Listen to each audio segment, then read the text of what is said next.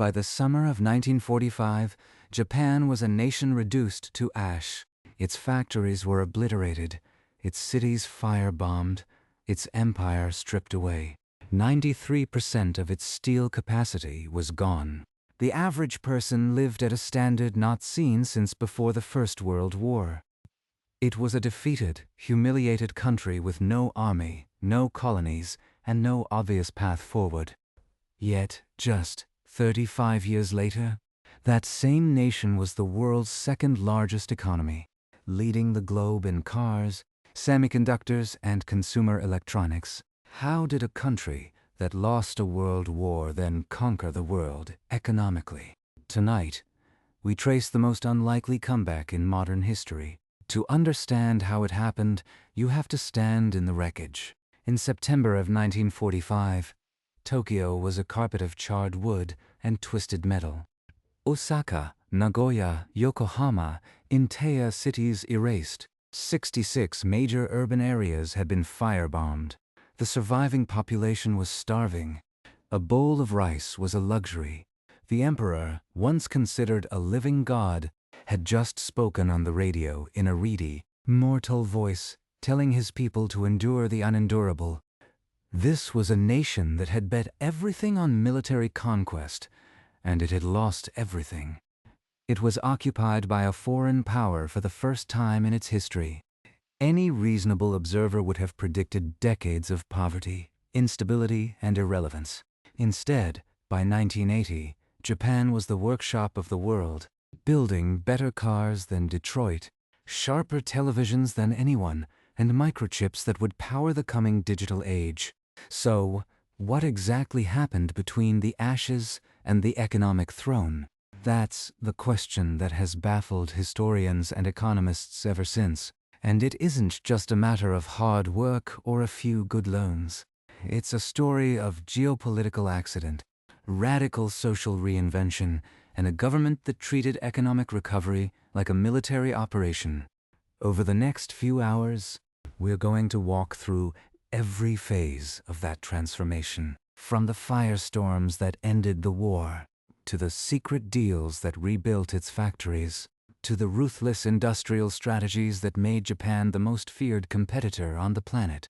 Settle in, because the full account of how a defeated empire rose again begins right now. In the bombed-out streets of 1945. Stand in the wreckage of Tokyo in September of 1945. The air still carries the faint smell of smoke and something worse. The city around you is not a city anymore. It's a field of ash and corrugated metal, punctuated by the occasional concrete shell of a building that somehow survived the firestorms. 66 Japanese cities have been bombed. 40% of the urban landscape has been reduced to rubble. You can stand on a hill in the center of Tokyo and see for miles in every direction, because there is nothing left to block the view. The numbers are staggering. 93% of steel production gone. 80% of shipping sunk to the bottom of the Pacific. Coal production has collapsed to a fraction of wartime levels. The railways are shattered. The factories that once churned out Zero fighters and battleships are gutted hulks, their machinery twisted by heat and then scavenged for scrap. The Japanese people are calling it yakiato, the burned fields. But the physical destruction is only half the story. The human cost is even harder to comprehend. 3 million Japanese are dead. Millions more are wounded, sick, or permanently disabled. Nearly 9 million people are homeless, living in makeshift shelters constructed from debris and corrugated iron, huddled together through the coming winter. In the cities, families sleep in railway stations, in drainage pipes, in caves dug into the sides of embankments. Disease is spreading. Tuberculosis, dysentery, typhoid. There is almost no medicine. Hospitals have been destroyed along with everything else, and people are starving. The rice harvest of 1945 was the worst in decades. The empire that once fed Japan, the colonial breadbaskets of Korea and Taiwan and Manchuria, is gone, The supply lines that brought food across the sea have been severed. By the spring of 1946, the average Tokyo resident is living on fewer than 1,000 calories per day. People are selling their kimonos, their family heirlooms, their wedding rings to buy a handful of rice on the black market. They call it the onion life, peeling away layers of their possessions to survive another week. Malnutrition is so widespread that children's growth has stalled. In some districts, the skeletal figures of adults are collapsing in the streets. This is the Japan that has just surrendered unconditionally to the Allied powers. For the first time in its 2,600-year history, the Japanese homeland is occupied by a foreign army. The American flag flies over the Imperial Palace. General Douglas MacArthur, Supreme Commander of the Allied powers, has set up his headquarters in the Daiichi Insurance Building.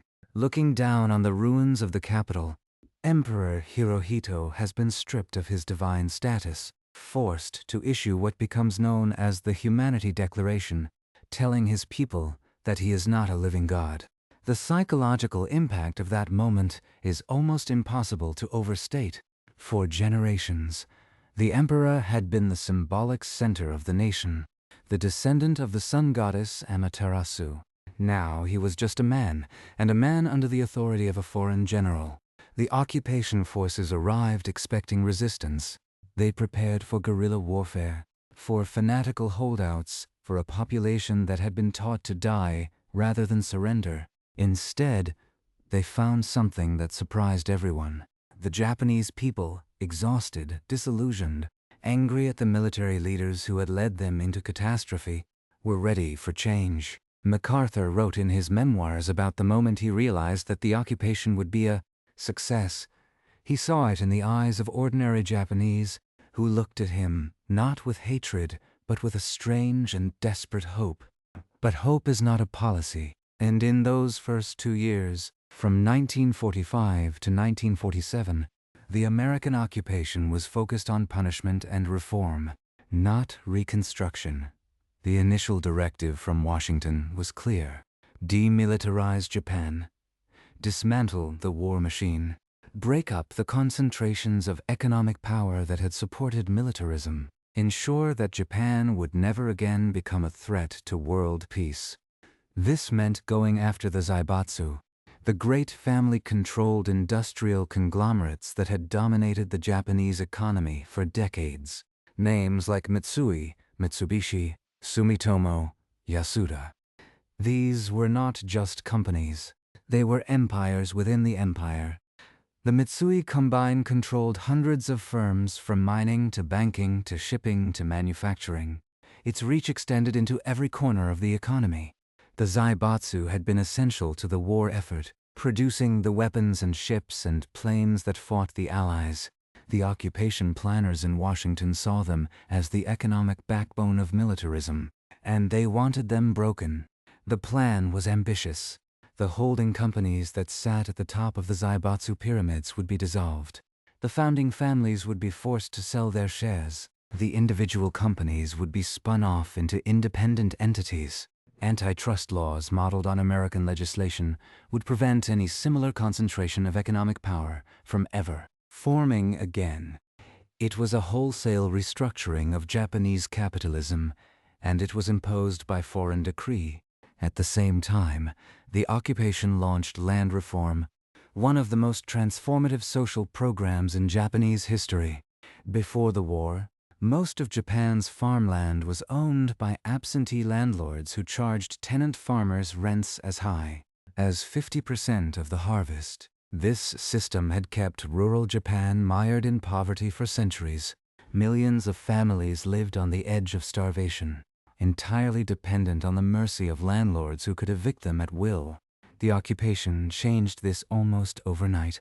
Landlords were forced to sell their holdings at fixed prices that inflation quickly made ridiculously low. Tenant farmers became landowners for the first time in their family histories. By 1950, nearly 90% of Japanese farmland was owned by the people who worked it. This reform did something profound. It created a massive new class of small property owners, People with a stake in the system, people with the incentive to improve their land and increase their yields. It redistributed wealth from the old elite to the rural poor. It stabilized the countryside at exactly the moment when revolutionary ideas were sweeping across Asia, and it gave millions of Japanese families something they had never had before: a sense of economic security and a reason to believe that the new system might work for them. The occupation also rewrote Japan's political structure from the ground up. The new constitution, drafted by American officials in a frantic week in February of 1946, was imposed on the Japanese government and ratified the following year. It was a radical document. It stripped the emperor of all political power, reducing him to a symbol of the state. It established a parliamentary democracy with a prime minister chosen by the Diet. It guaranteed fundamental human rights, and most famously, in Article 9, it forever renounced war as a sovereign right of the nation and pledged that land, sea, and air forces would never be maintained. This was all, in its way, revolutionary. Japan was being remade from an authoritarian empire into a pacifist democracy. But here is the thing that nobody could see at the time. All of these reforms, the breakup of the Zaibatsu, the land reform, the new constitution, were creating exactly the conditions that would later make the economic miracle possible. The Zaibatsu breakup, even though it was never fully completed, shattered the old rigid hierarchies and opened up the economy to new competition. The land reform created a stable domestic market of millions of small farmers who could now afford to buy the goods that Japanese factories would eventually produce. The constitutional prohibition on military spending meant that Japan would not have to divert its resources into a defense establishment. The Americans were doing it for free. But in 1946 and 47, nobody was thinking about economic miracles.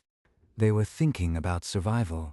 The black market was the real economy of occupied Japan. American cigarettes and chocolates and canned goods circulated as currency. Soldiers sold their rations to Japanese middlemen who resold them to desperate civilians at astronomical markups. The official ration system had broken down. Families were living on sweet potato vines and acorns. Some were eating the bark stripped from trees. In the ruined cities, a whole generation of war orphans wandered the streets, sleeping in train stations, picking through garbage, dying of exposure and disease. The occupation was struggling to feed the population. The American taxpayer was funneling hundreds of millions of dollars in food aid just to prevent mass starvation. The Japanese government was printing money to pay its bills, and inflation was spiraling out of control. Prices were doubling every few months. The yen was becoming worthless. Workers would rush from their factory jobs at lunchtime to spend their wages before they lost value. It was managed chaos, barely managed, and then the world shifted. By 1947, it was becoming clear to American policymakers that the occupation had to change direction.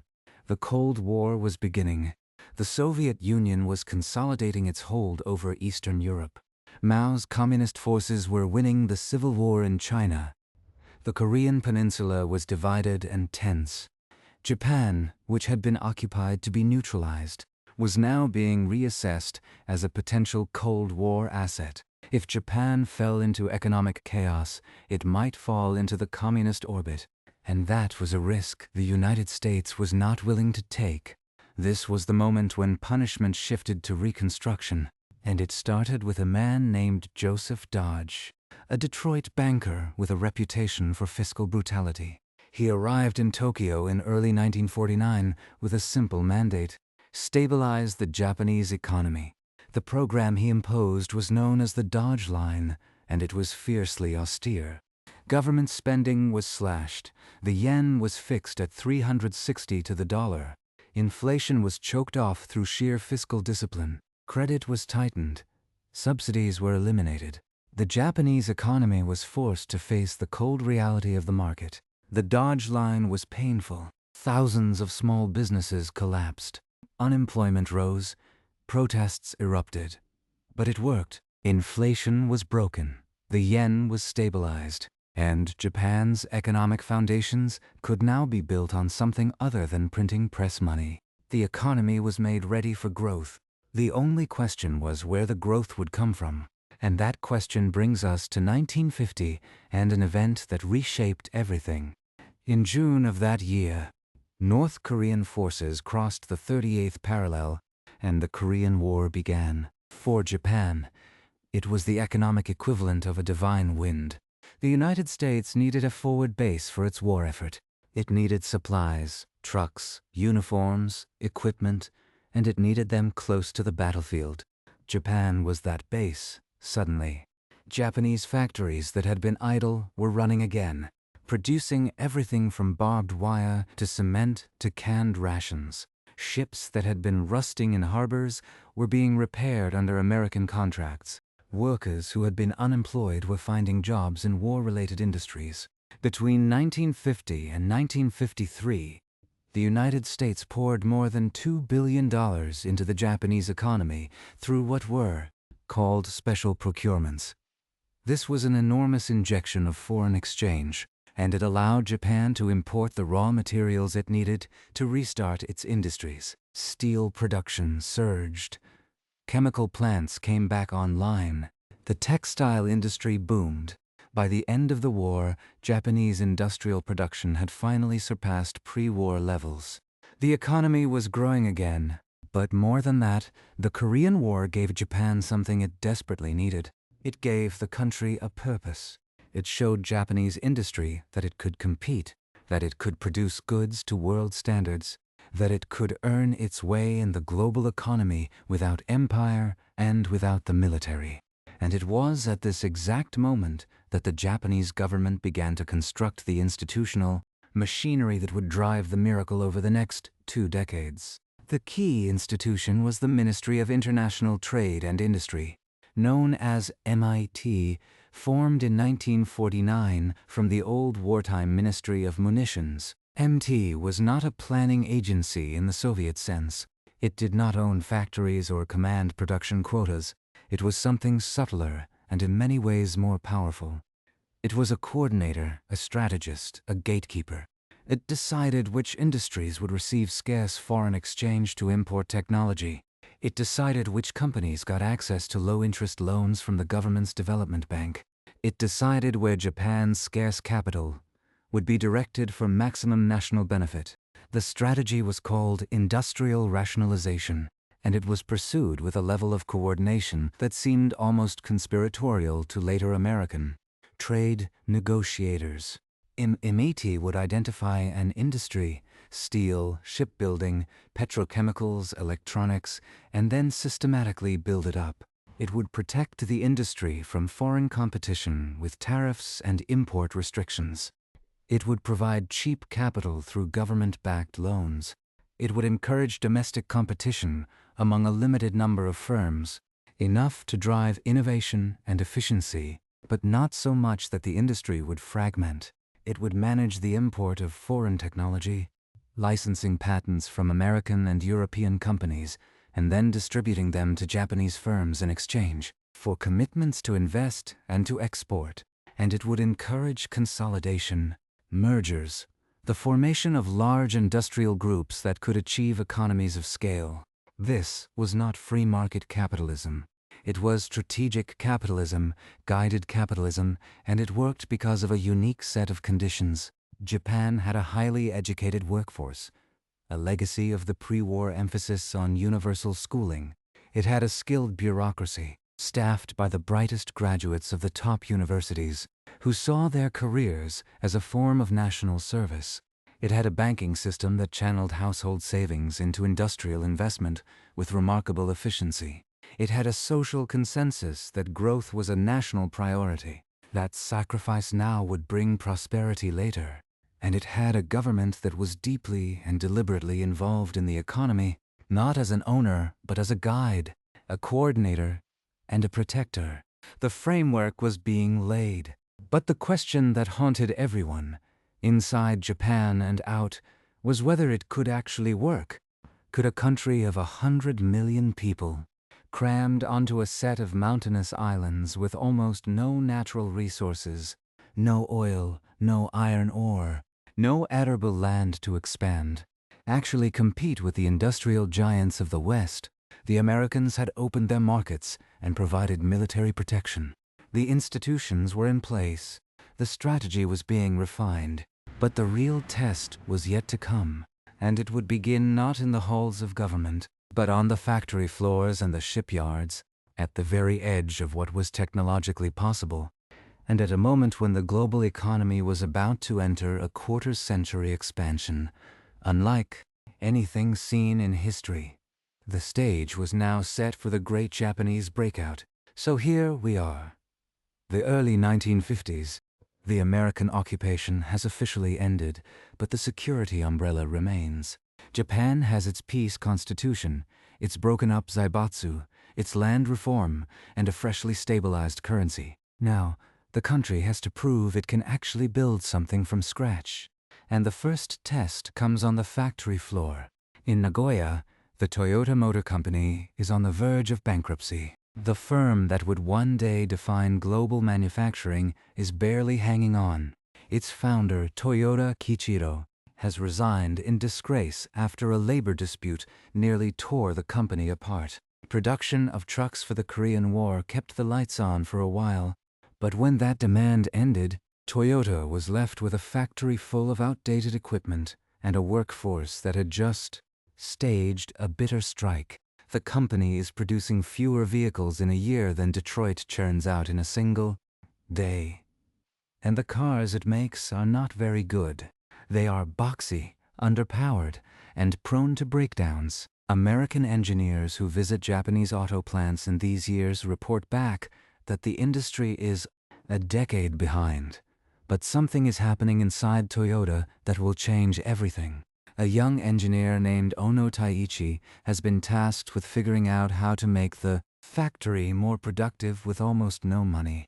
He can't afford to buy new machines. He can't afford to stockpile inventory. So he starts experimenting with a system that would become known as just-in-time production.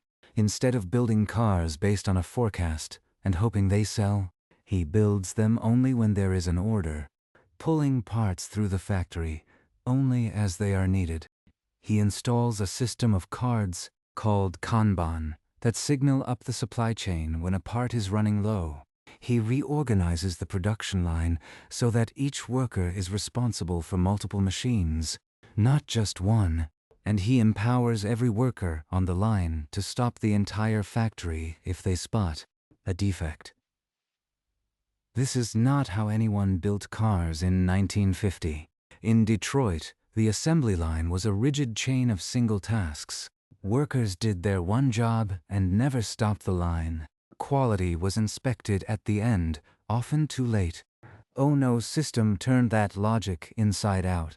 It treated the factory as a living network, not a mechanical assembly.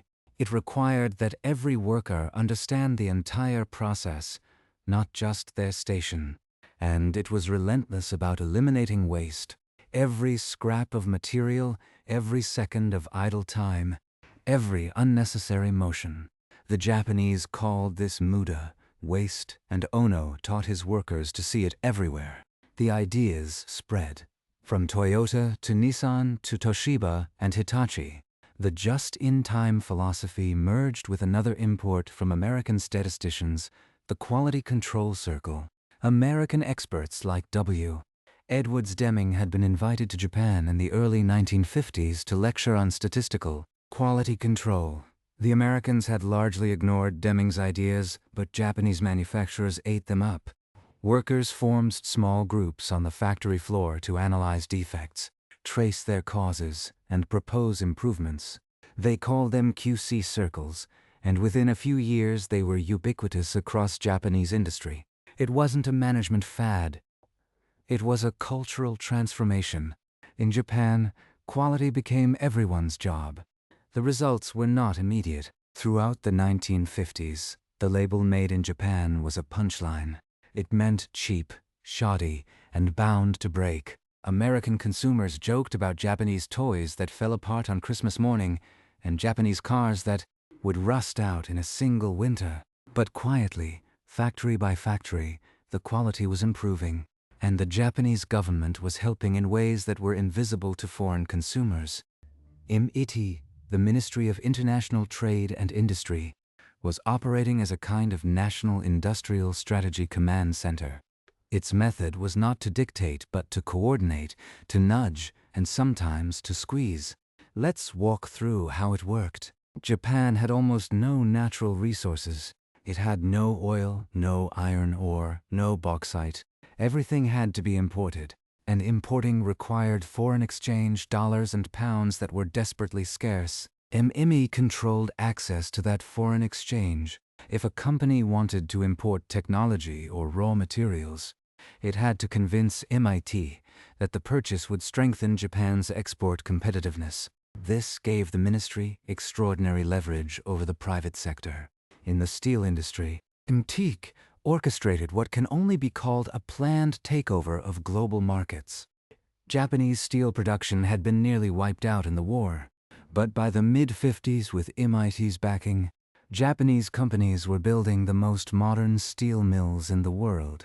They licensed the basic oxygen furnace technology from Austria, and they built massive coastal complexes that could receive iron ore from Australia and Brazil and ship out finished steel without ever having to move materials by rail. The Americans and Europeans had older mills located inland, built before the war. They could not match the efficiency of these new Japanese megamills. By the 1960s, Japan was producing steel at a cost that undercut everyone. The industry that had been obliterated in 1945 was now the most advanced in the world. Shipbuilding followed a similar trajectory. In the 1950s, Japan's shipyards were still recovering. But MIT targeted its shipbuilding as a strategic sector. It directed low-interest loans to the industry. It protected the domestic market from foreign competition. It encouraged consolidation among shipbuilders to achieve scale. By the end of the 1950s, Japan had surpassed Britain as the world's largest shipbuilder. By the late 60s, Japanese shipyards were launching vessels of unprecedented size, massive oil tankers that could not have been built anywhere else. The world's merchant fleet was being rebuilt with steel from Japan and assembled in Japanese yards. But the story of Japan's rise is not just about heavy industry. It's also about the sudden pivot to consumer goods that took the world by storm. And the company that best embodies that pivot is a small electronics firm that started in a bombed-out Tokyo department store in 1946. Its name was Tokyo Tsushin Kogyo, but the founders quickly changed it to something more memorable. They called it Sony. Sony's first breakthrough came from a transistor. In 1952, Masaru Ibuka, one of the co-founders, traveled to the United States and obtained a license from Bell Labs to manufacture transistors. The Americans saw the transistor as useful for hearing aids and military equipment. Sony saw it as the key to making electronics small enough to fit into people's lives. By 1955, Sony had produced Japan's first transistor radio, the TR-55. It was not particularly successful, too bulky, too expensive. But 2 years later, Sony released the TR-63, a pocket-sized radio that became a sensation in America. It was marketed as the world's smallest radio, and American teenagers bought them by the millions. For the first time, made in Japan meant something new. It meant innovative, clever, and cool. Sony did not stop there. The company's co-founder, Akio Morita, was obsessed with bringing entirely new product categories to the global market. He was not content to compete on price. He wanted to make things that no one else was making. In 1963, Sony released the world's first all-transistor television set. In 1979, it introduced the Walkman, a portable cassette player that would reshape the way the world listened to music. The Walkman was a product of radical simplicity, a device that did one thing and did it beautifully. It required no new technology. It used existing cassette tape mechanisms and lightweight headphones. What made it a sensation was the product concept itself, the idea that you could carry your own private soundtrack through the streets. It sold over 400 million units and became one of the most iconic consumer products of the 20th century. Sony was not alone. Matsushita, known in the West by its brand name Panasonic, was building an empire of household appliances and consumer electronics. Sharp was pioneering pocket calculators and liquid crystal displays. Honda, a company that began as a motorcycle manufacturer in 1948, was by the 1970s producing the Civic, a small, fuel-efficient car that would crack the American market wide open. The Japanese consumer electronics industry was not just catching up. It was leapfrogging the Americans and Europeans, betting on transistors and integrated circuits while older firms clung to vacuum tubes. 1964 was a symbolic turning point. The Tokyo Olympics arrived that October, and the eyes of the world were on the city that had been a charred ruin just 19 years earlier. Japan used the occasion to unveil the Shinkansen, the bullet train, a sleek white machine that would connect Tokyo and Osaka at speeds of 130 miles per hour, the fastest passenger train in the world. The bullet train became an instant icon of Japan's technological ambition and its capacity for precision. The world saw a country that could organize and execute and build at a level that seemed almost futuristic. The Olympics were Japan's coming out party.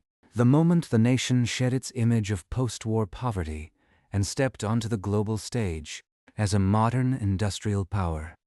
Behind the scenes, a powerful economic framework was being constructed. In 1960, Prime Minister Ikeda Hayato announced his income doubling plan.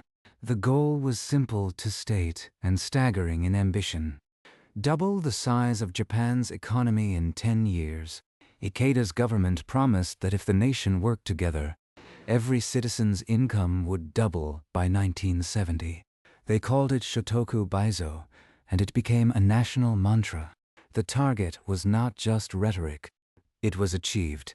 The Japanese economy grew at an average annual rate of more than 10% throughout the 1960s. By 1970, real incomes had more than doubled. The plan worked because the government had the credibility to make it work. It worked because Japanese households saved a huge portion of their incomes, money that the postal savings system and the banks funneled directly into industrial investment. It worked because the workforce was young, disciplined, and increasingly skilled. And it worked because the world economy was booming and willing to absorb Japanese exports. But let's pause here and notice something. Japan's miracle was not simply the product of smart policy. It was also built on a set of geopolitical accidents that could not be planned. The Cold War turned Japan from a defeated enemy into an essential ally.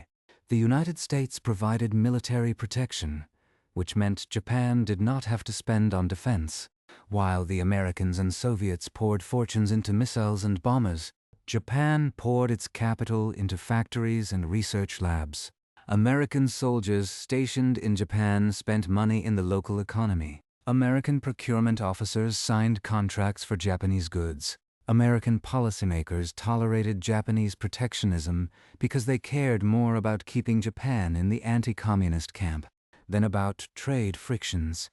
All of this created an environment in which Japan could focus relentlessly on economic growth, while sheltered from many of the costs that other nations bore. But there is a darker side to this story, and it was beginning to appear even as the bullet train raced through the countryside. The Japanese growth model was not just about hard work and smart policy. It was also about suppressing certain things. Labor unions had been tamed. The radical movements that swept through Japanese universities and factories in the 1960s were crushed or co-opted. The Japanese worker was expected to sacrifice for the company, to work long hours, to forego vacations, to put the collective good ahead of personal ambition. The social contract was growth in exchange for loyalty, and it demanded a kind of conformity that was not always comfortable. Salarymen in identical suits commuted for hours on packed trains, worked late into the night, and returned home only to sleep. The corporations they served promised lifetime employment, but only for male university graduates from the right schools. Women, temporary workers, and employees of smaller firms were excluded from the miracle's full benefits. The costs were real, but they were hidden beneath the surface of the rising numbers. Still, by the end of the 1960s, the results were undeniable. Japan had become the world's third largest economy, behind only the United States and the Soviet Union. Its steel mills were the world's most efficient. Its shipyards dominated the seas. Its consumer electronics were in living rooms across the globe. Its automobile industry, once a laughingstock, was beginning to worry Detroit. Toyota and Datsun, the brand name for Nissan's exports, were gaining a foothold in California with small, fuel-efficient cars that Americans found increasingly attractive as gas prices rose and smog regulations tightened. The Made in Japan label was no longer a joke. It was becoming a threat. And then the world changed again. In August of 1971, President Richard Nixon made an announcement that shook the global economy. The United States was closing the gold window. The dollar would no longer be convertible to gold. The fixed exchange rate system that had governed international trade since the Bretton Woods Conference in 1944 was effectively over. For Japan, which had pegged the yen at 360 to the dollar for over 2 decades, it was a shock. The yen immediately began to appreciate. Japanese exports suddenly became more expensive. The comfortable arrangement that had underwritten 2 decades of rapid growth was suddenly in question. Then, in the autumn of 1973, the Arab members of OPEC declared an oil embargo. The price of crude oil quadrupled. Japan, which imported virtually all of its oil, was hit harder than almost any other country. The economy that had grown at a superheated pace for 20 years suddenly contracted. For the first time since the war, people began to ask whether the miracle was over. But what happened next is what truly marks the Japanese miracle as something extraordinary. Instead of collapsing, Japan adapted, and it adapted with astonishing speed. The oil shock forced a restructuring of the entire economy. Industries that were heavy consumers of energy, the old smokestack sectors like aluminum, smelting, and petrochemicals, were cut back, and the government and corporations shifted resources toward higher value, knowledge-intensive industries. Automobiles, electronics, precision machinery, semiconductors.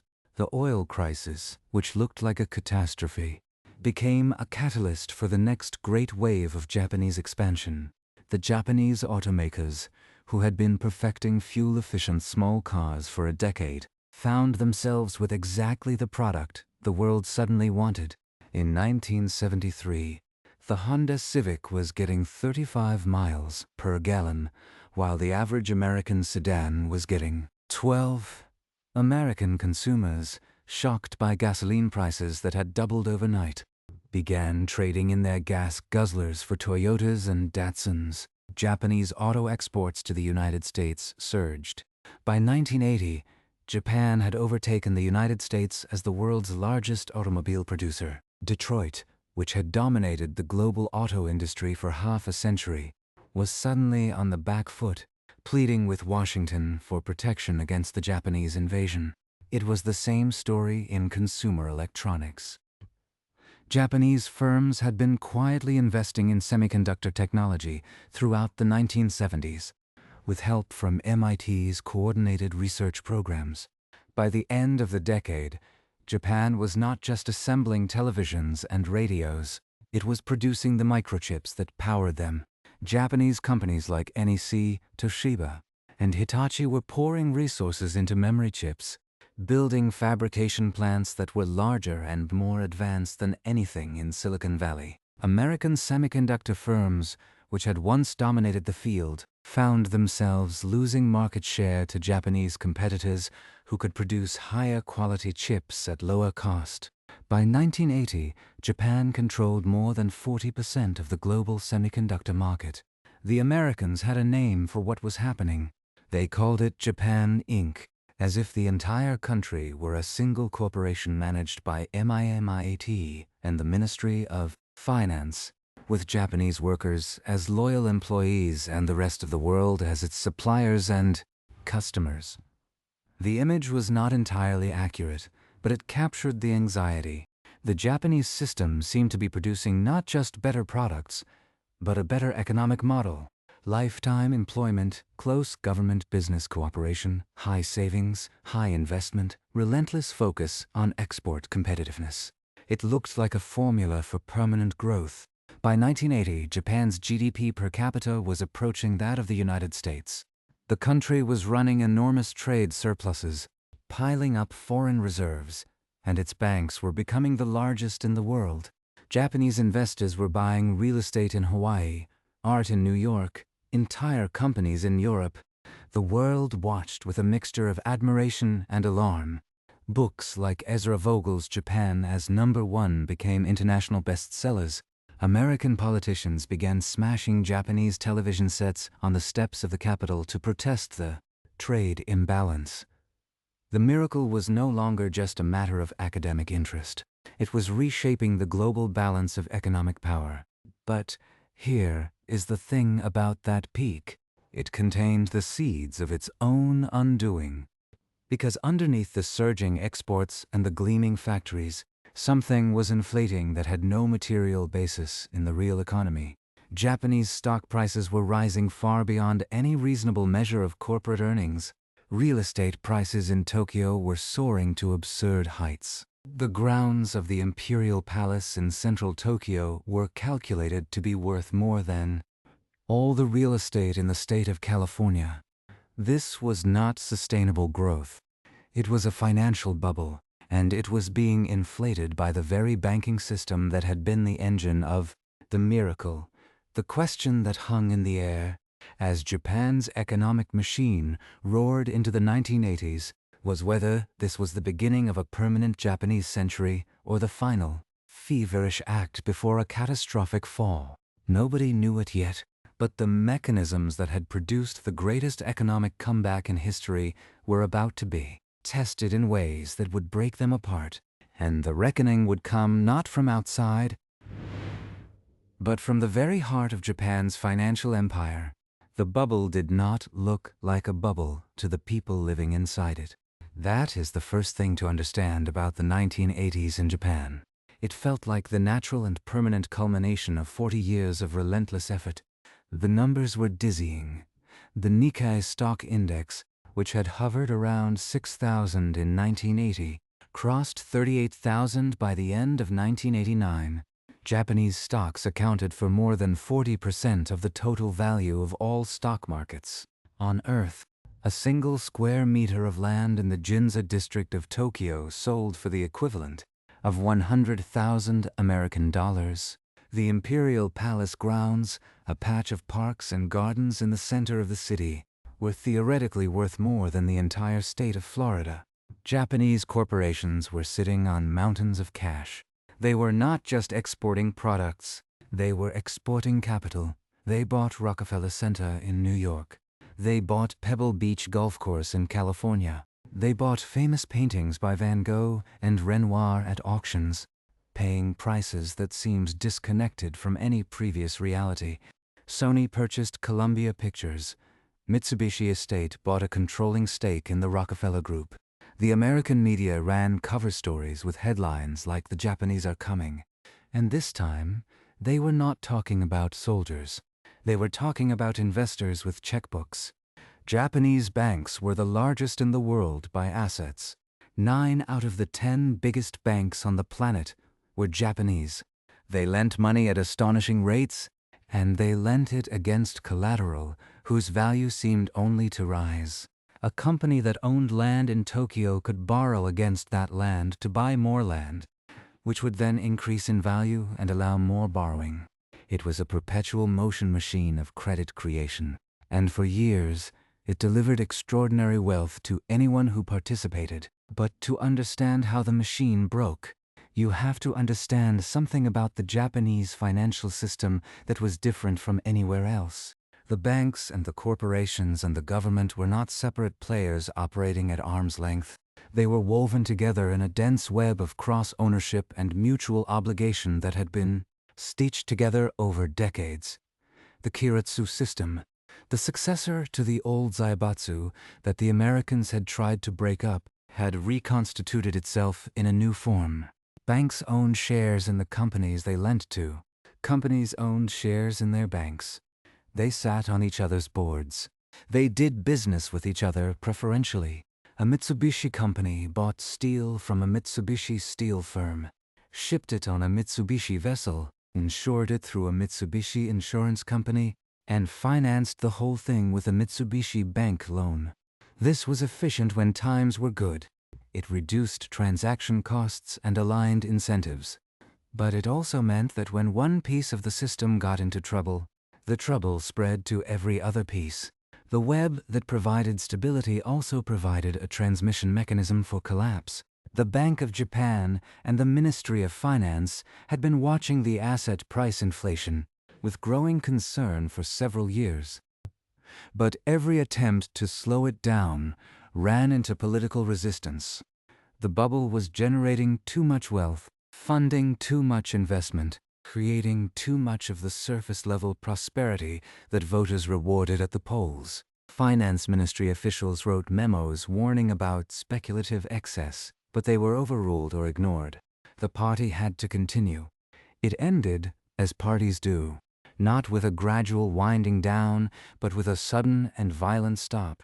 The specific trigger was a series of decisions made in 1989 and 1990 by the Bank of Japan and the Ministry of Finance. The new governor of the central bank, Mieno Yasushi, had concluded that the asset inflation had become a threat to the entire economic system. He was a former finance ministry official, a man known for his stern demeanor and his willingness to make unpopular decisions.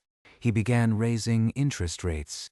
At the same time, the Ministry of Finance imposed new restrictions on real estate lending. Banks were ordered to limit the growth of their property loan portfolios. The message was clear. The spigot of easy credit was being turned off. The effect was not gradual. It was a crash. The Nikkei index peaked on the last trading day of 1989 at 38,915. Within 9 months, it had lost nearly half its value. Real estate prices, which had seemed to defy gravity for a decade, began to fall, and then they kept falling. The perpetual motion machine went into reverse. Companies that had borrowed against land found that their collateral was worth less than their loans.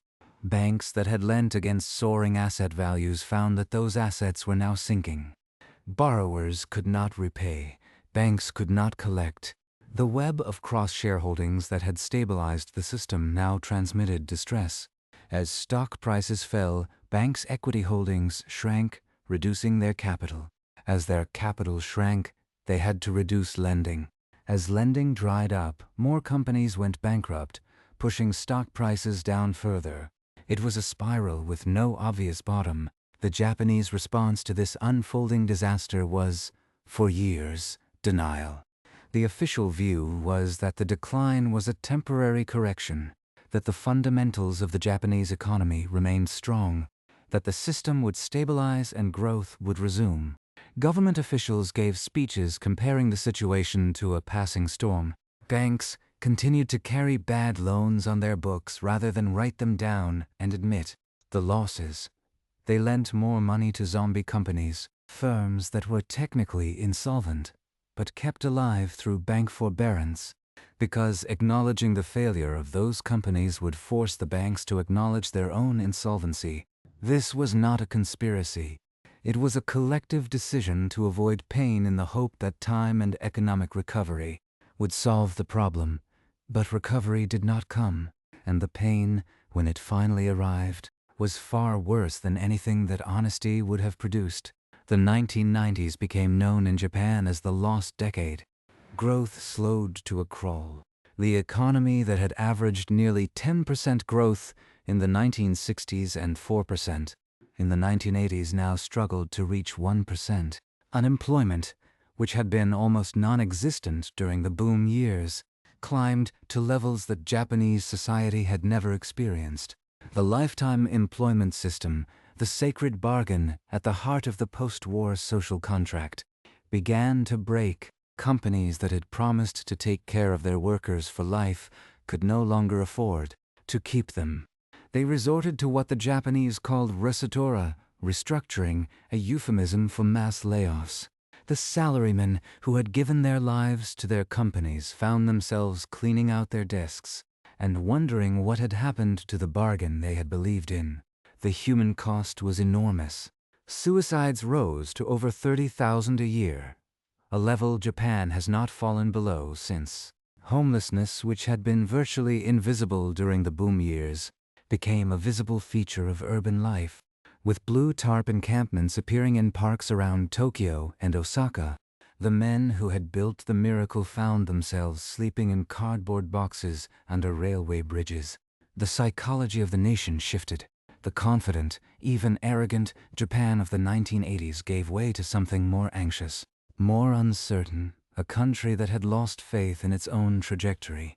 And then it got worse. In 1997, just as the economy seemed to be showing faint signs of recovery, the government made a catastrophic mistake. Prime Minister Hashimoto Ryutaro, concerned about a rising budget deficit, pushed through a fiscal austerity package that raised taxes and cut spending.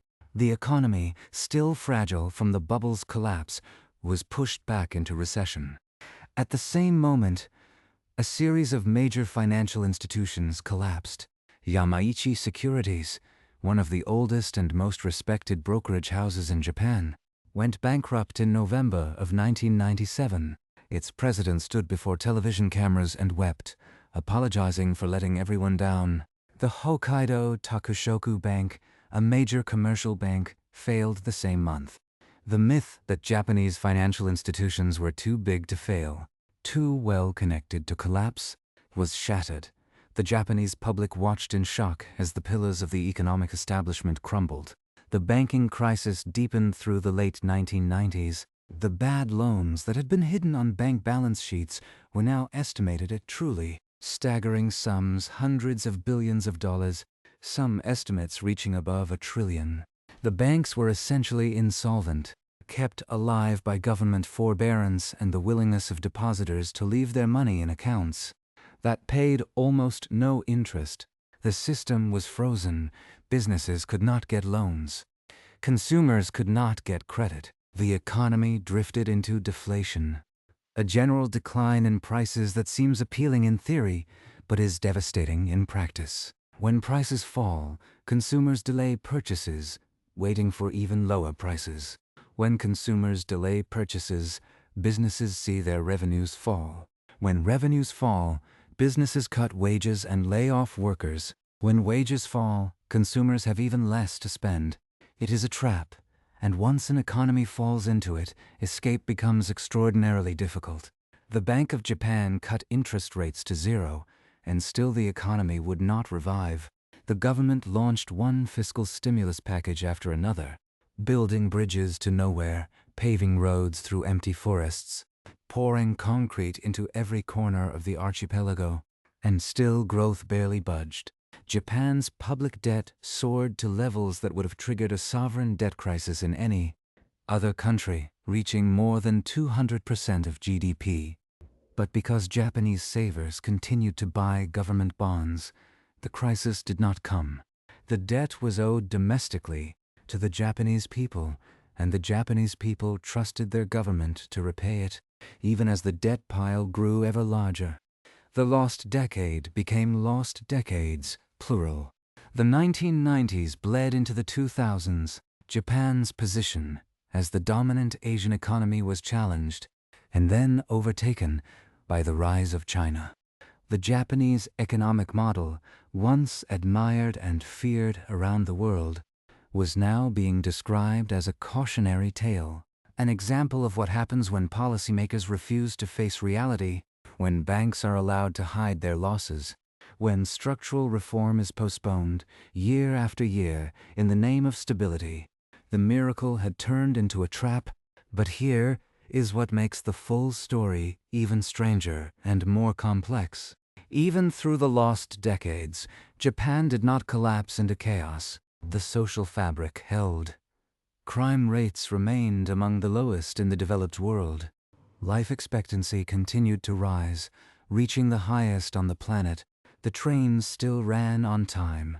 The cities remained clean and functional. The Japanese people endured the economic stagnation with a kind of stoic resilience that outsiders found hard to comprehend. There were no riots, no revolutions, no populist upheavals of the kind that would later sweep through other countries facing economic distress. Japan absorbed the pain quietly, and that quiet absorption was itself a kind of miracle, a testament to the deep reserves of social cohesion and cultural resilience that the post-war order had built. And yet, the question that hangs over the entire story is whether that cohesion was a strength or a weakness. Did the very qualities that made the miracle possible, the deference to authority, the willingness to sacrifice for the collective, the reluctance to challenge entrenched institutions, also make it impossible to escape the trap? Was the Japanese system so perfectly designed for the catch-up phase of growth that it could not adapt to the different challenges that came after?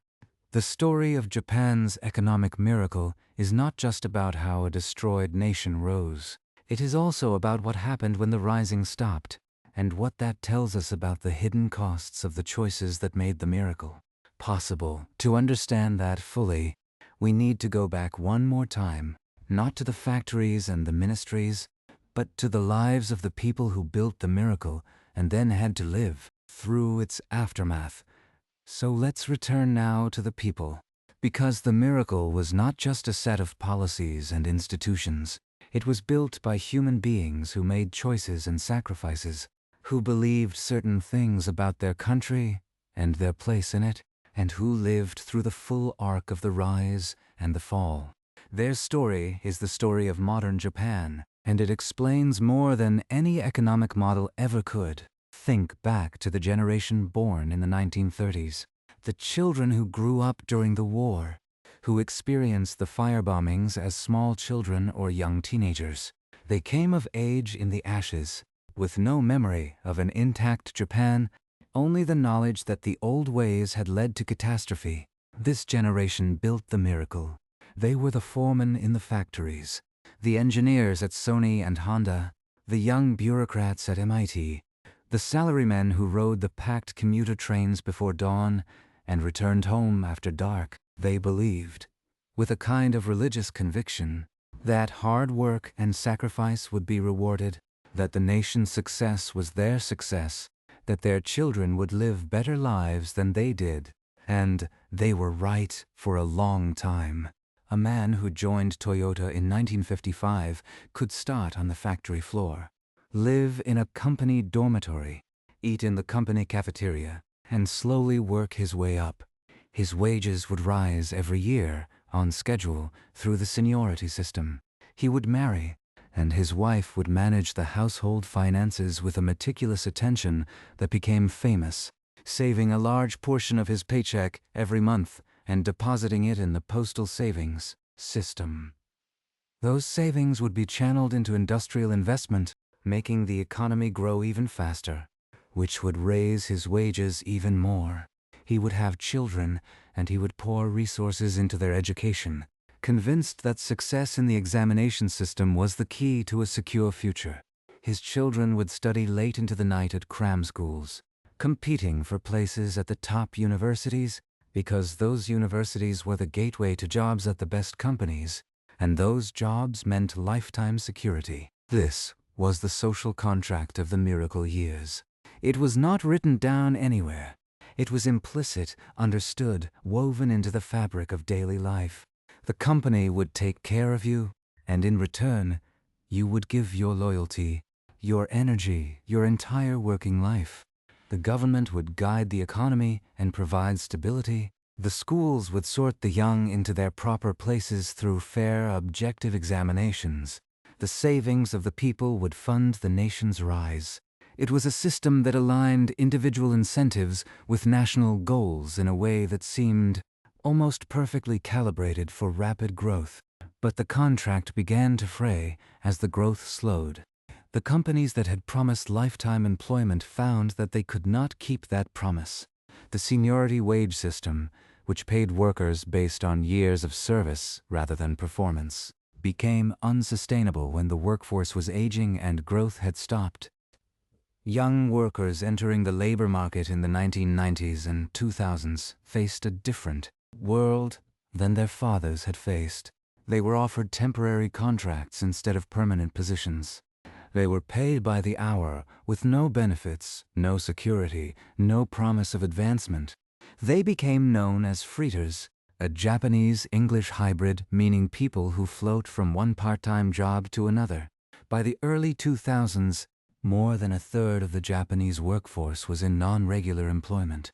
The social contract had become a lottery, and the losers were a whole generation.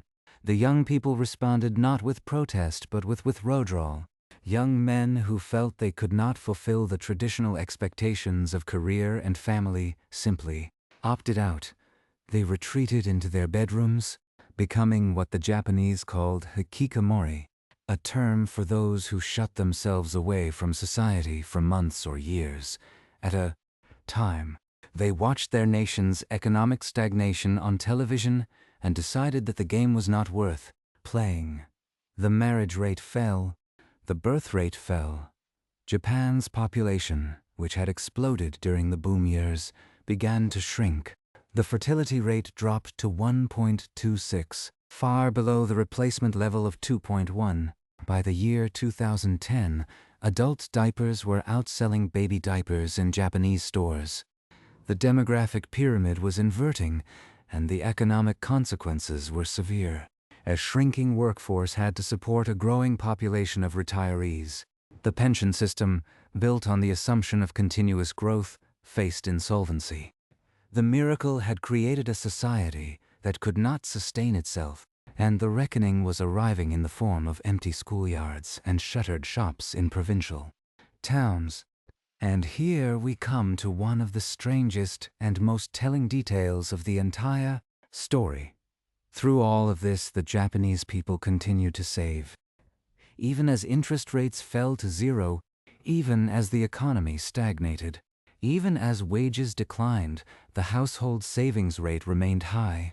Japanese families held more than $15 trillion in financial assets, much of it sitting in bank accounts earning nothing. They did this not because they were irrational, but because they were afraid.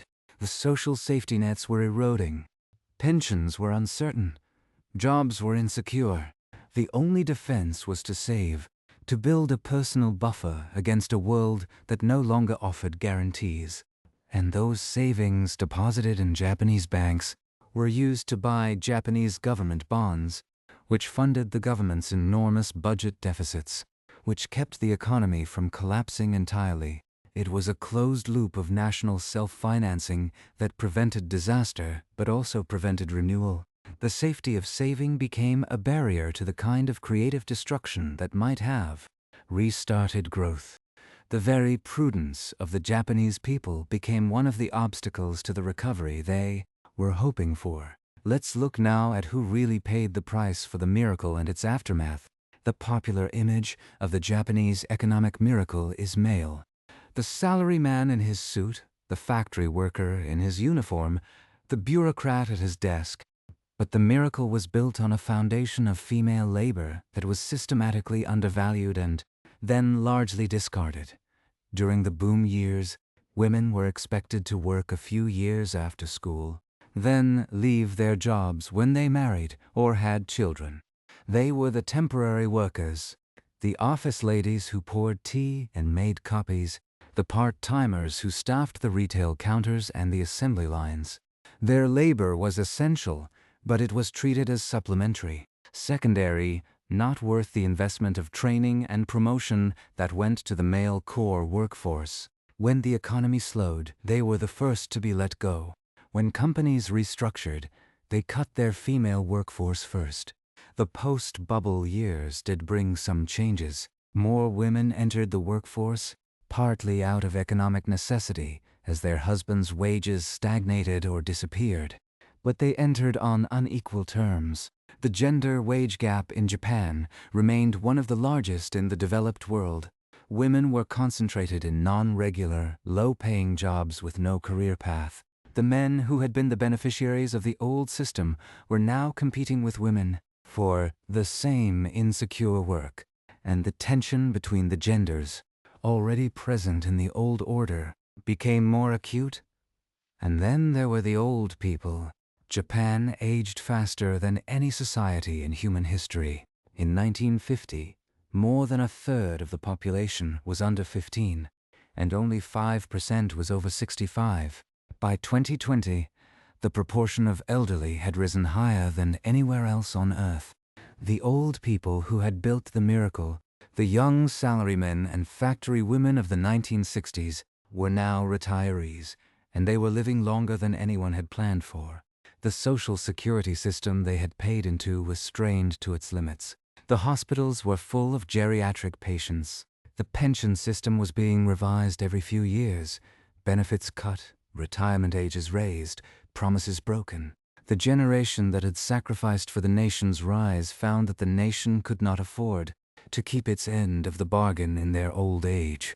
The rural areas were hollowed out. Young people moved to the cities for work, leaving behind towns where the average age crept past 70, where schools closed for lack of children, where elderly farmers tended their rice paddies alone, wondering who would take over when they were gone. The Japanese countryside, which had been the beneficiary of the land reform that helped launch the miracle, was now a landscape of abandoned houses and shuttered shops, beautiful and melancholy, a monument to a demographic shift that no policy could reverse. Through all of this, the Japanese state did not collapse. That is perhaps the most remarkable part of the story. An economy that suffered a financial crash larger than the Great Depression, a stock market that lost 3/4 of its value and did not recover for 30 years, a banking system that was effectively insolvent for a decade, a demographic crisis that was steadily eroding its tax base and its workforce, and yet the state continued to function. The yen remained a major global currency. Japan remained the world's largest creditor nation, with net foreign assets exceeding $3 trillion. Its companies remained technological leaders in dozens of specialized fields. The bullet trains continued to run. Crime remained low, social order held. The Japanese people, through a combination of cultural resilience, social discipline, and sheer forbearance, absorbed shocks that would have torn many other societies apart.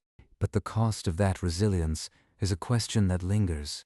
Did Japan avoid the worst because of its social strengths? Or did it merely delay and deepen the problems by refusing to confront them? The banks were propped up rather than restructured. The zombie companies were kept alive rather than liquidated. The labor market was frozen rather than reformed. The political system, dominated by the Liberal Democratic Party for nearly the entire post-war period, became a machine for distributing pork barrel spending to construction companies and agricultural cooperatives, resistant to the kind of deep reforms that might have restarted growth.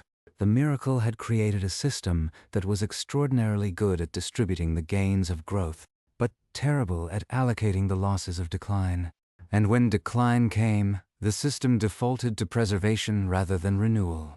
The final surprise of the Japanese economic story is not that the miracle ended. It's that it lasted as long as it did, and that the aftermath, for all its pain, was as orderly as it was. The country that was reduced to ash in 1945 became the second largest economy in the world within 4 decades, a feat unmatched in modern history. And then, when the bubble burst and the growth stopped, it did not descend into chaos or revolution. It aged, it shrank, it struggled, but it held together. That holding together, as much as the explosive growth that preceded it, is the true legacy of the post-war Japanese order. It forces us to ask a question that has no easy answer. What is success for a nation? Is it the growth rate, the stock market, the trade surplus? Or is it something quieter? Something measured in life expectancy and social peace and the ability of a society to endure hardship without tearing itself apart. Japan in the 1980s was the envy of the world. Japan in the lost decades was often pitied. But the Japan that exists today, stable, peaceful, still wealthy by any historical standard, still producing extraordinary things, is perhaps more remarkable than either of those earlier versions. It is a country that has lived through the full cycle of rise and fall, of boom and bust, of confidence and doubt, and it has come out the other side scarred but intact. The miracle and its aftermath are not two separate stories. They are one story, and understanding how they fit together is the key to understanding modern Japan. There is a word in Japanese, kiseki, that translates directly as miracle. But the characters it is written with carry a subtler weight.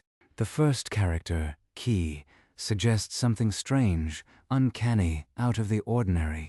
The second, seki, is a trace, a mark, the footprint left behind. A miracle, in this way of thinking, is not just a wondrous event. It is something that leaves a trace on the world, a mark that endures long after the event itself has passed. The Japanese economic miracle was a kiseki in exactly this sense.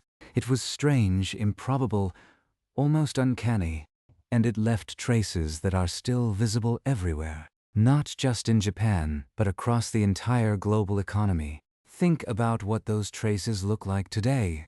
The just-in-time production system that Ono Taiichi pioneered at Toyota in the 1950s is now the standard operating model for factories on every continent. The quality control circles that Japanese workers formed in the 60s have been adapted and rebranded in corporate boardrooms from Seoul to Stuttgart.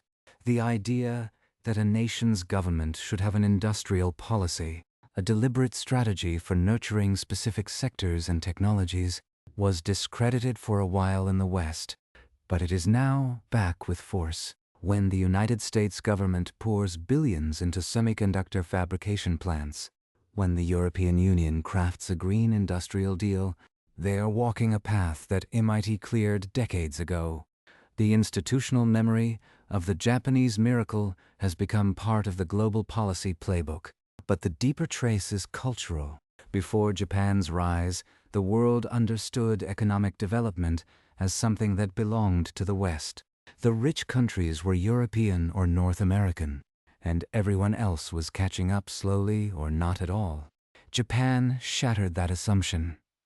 It proved that a non-Western society, with its own traditions and its own way of organizing social life, could not only match Western levels of prosperity, but exceed them. It proved that industrialization was not a cultural monopoly of the Atlantic world. When South Korea, Taiwan, Singapore, and eventually China followed similar paths to rapid growth, they were building on a template that Japan had demonstrated was possible. The Asian economic miracle, the great story of the late 20th and early 21st centuries, began in Japan, and yet, the Japanese experience also stands as a warning. The miracle was real, but it was also fragile. It depended on a specific set of historical conditions that could not be sustained indefinitely. A global system of free trade underwritten by American power. A demographic boom that shifted into a demographic bust. A financial structure that could channel household savings into industrial investment, but could not safely channel them anywhere else, once the industrial growth slowed. A political system that was brilliantly effective at distributing the gains of growth and disastrously ineffective at imposing the costs of adjustment. These were not accidents. They were intrinsic features of the model. Japan succeeded so completely in the catch-up phase because its institutions were optimized for catching up. But optimization for one task often means vulnerability to another.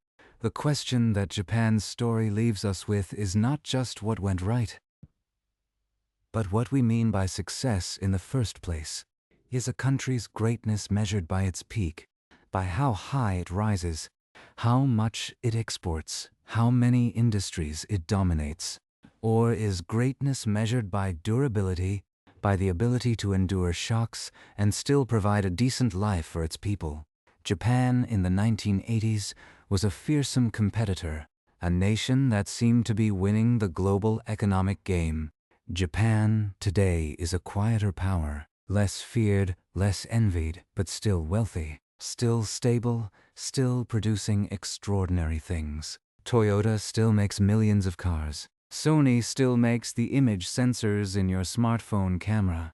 The bullet trains still run. The streets are still clean. The people are still, for the most part, cared for.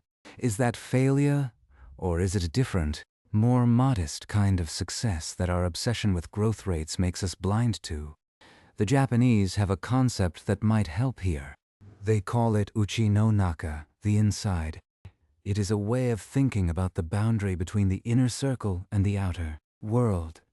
During the miracle years, the inside was the nation, the company, the family. The outside was the rest of the world, which existed to be competed against. The miracle was built by people who identified fiercely with their inside, who subordinated individual desire to collective purpose, who worked for the company and the country with a devotion that outsiders found both admirable and slightly alarming. That intense inward focus was a source of strength in the climb upward, but it also created a kind of insularity, a reluctance to let the outside in, whether the outside was foreign competition, foreign ideas, foreign workers, or even foreign criticism. The same walls that protected the miracle during its vulnerable early years became barriers to adaptation when the world changed. Today, Japan is being forced to open those walls. The demographic crisis is so severe that immigration, once almost unthinkable, is becoming a necessity. The old model of the salaryman and the housewife is giving way to something more diverse and uncertain. The political system, long ossified, is showing cracks under the strain of accumulated problems. Japan is changing not because it wants to, but because it has to. And the change is slow and painful and incomplete, as change in old societies always is. But here is what you should take with you from this long journey through the burnt fields and the gleaming factories and the bursting bubble. The Japanese economic miracle was not a myth. It really happened. A nation of 100 million people on a chain of mountainous islands with almost no natural resources rose from total devastation to become one of the most prosperous societies in human history. It did this through a combination of geopolitical luck and institutional brilliance and sheer human effort, on a scale that is difficult to fully comprehend. The people who built that miracle are old now, or gone, but the traces they left are everywhere. They are in the way factories work. They are in the way governments think about industrial policy. They are in the way the rest of Asia industrialized. And they are in the expectations that all of us now carry. The unspoken assumption that a country can, with enough focus and enough sacrifice, lift itself out of poverty and into modernity in a single generation. That assumption, more than any specific policy or product, is the real legacy of the Japanese miracle. It changed what the world believed was possible. It expanded the horizon of human aspiration. And even if the miracle was followed by decades of stagnation, even if the model proved unsustainable in its pure form, even if Japan today faces challenges that no one in 1980 could have imagined, that expansion of possibility remains. The footprint of the Kiseki endures. If you've made it this far, thank you for spending these hours with this story. I hope it has given you a deeper sense, not just of modern Japan, but of what nations are capable of, and what they must reckon with when the rising stops. If you want to continue exploring the hidden currents of history and economics, please subscribe to the channel and let me know in the comments where you are listening from, and what time it is for you. Until next time, sleep well, and may your own traces be good ones.